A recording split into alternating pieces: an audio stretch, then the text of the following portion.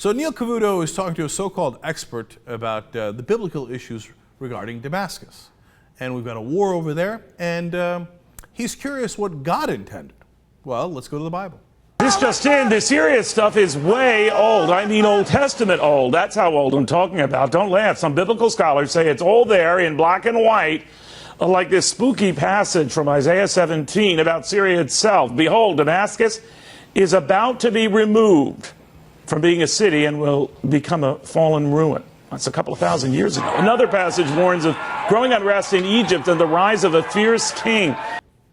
As our producer J.R. Jackson said earlier today to me, yeah, that's because they've been fighting the Middle East for a couple of thousand years now, nonstop.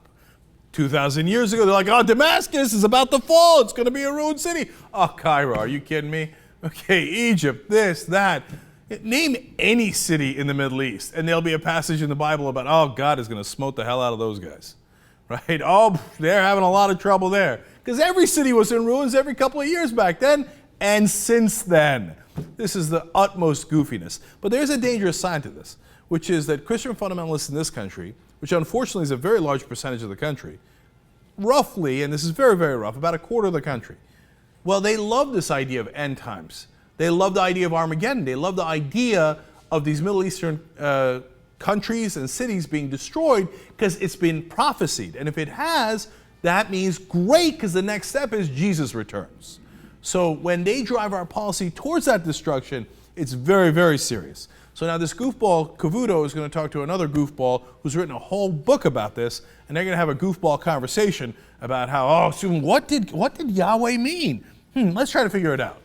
All right, but you're saying there's more in Isaiah that hints at trouble to come. This is from Jeremiah 49. Damascus has become feeble. She has turned to flee and panic, has gripped her anguish and pain. It seized her, pain like that of a woman in labor. Why has the city of renown not been abandoned, the town in which I delight? Surely her young men will fall in the streets. All her soldiers will be silenced in that day, declares the Lord Almighty. I will set fire to the walls of Damascus. It will consume the fortresses of Ben-Hadad. What are we to make of that? Well, you know, in the novel Damascus Town, I imagine a scenario in which those prophecies come true in our lifetime. But we don't know that they will. But you've got a horror situation going on right now. Look, those prophecies are eschatological, meaning they are end times prophecies. They have not come true in the sense that Damascus is not only still a city, but it's one of the oldest continuously inhabited cities in history. But it's a very sobering thought to think that a judgment of a city or a country could happen in which an entire city could be wiped out. But that is, in fact, what the Bible is predicting, and it has not yet come true. But is it saying it now, Joel? Is it saying that what's going on now is what's going to lead to that? It's impossible for us to know that yet. I mean, and I think it's wrong for people who teach Bible prophecies to guess. I mean, in a sense, to try to say for certain it's going to happen now. Do we know that that's happening now? Well, let me zoom up to God. Or did God write 2,000 years later? No, God said it's going to happen any minute. It's all over the Bible. Oh, it's coming, now watch out, it's coming. And it hasn't come for 2,000 years. Yes, there's been nonstop war in the Middle East, but Damascus has not fallen as a city. The fortress of Ben-Hadad still stands. No, it doesn't. Okay, I don't know what that fortress is. Okay, look, you're looking at Lord of the Rings here and saying, what did the Balrog intend? Okay, well, if he intended that, he had 2,000 years to show it, and he still hasn't. But these guys are trying to read the tea leaves, and what's really, really scary is that they want to do policy based on those tea leaves. When George Bush declared that he wanted a two-state solution with Israel and Palestine, fundamentalist Christian leaders in this country literally wrote him a letter saying, don't you dare.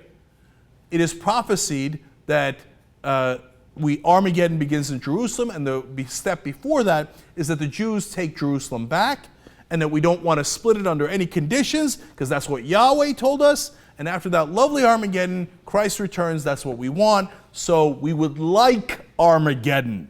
And yes, that is a large part of the Republican base. So oftentimes they'll criticize Muslim fundamentalists who more than deserve it, who push for violence, etc. But Christian fundamentalists push for violence on a grand scale. One more clip here. So the bottom line is we don't know whether these two prophecies, Isaiah 17 and Jeremiah 49, will happen in our lifetime or soon.